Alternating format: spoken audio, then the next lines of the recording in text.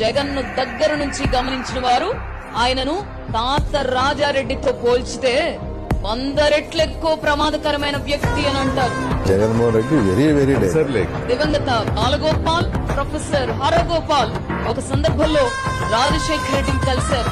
ఈ సందర్భంగా అవి మాట్లాడుకున్న వారు జగన్మోహన్ రెడ్డి వ్యవహార శైలిని తండ్రి వద్ద ప్రస్తావించారు.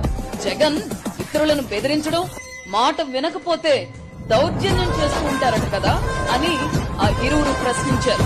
దానికి రాజశేఖర రెడ్డి బదిలిస్తూ, మా వాడిలో పౌర హక్కుల నాయకుడు ఉన్నాడు, అందుకే తప్పు చేసిన వారిని ప్రశ్నిస్తాడు, తప్పు సరిదిద్దుకొని వారిని నక్సలైట్ గా మారి దండిస్తాడు అని గడసరి సమాధానం ఇచ్చారట.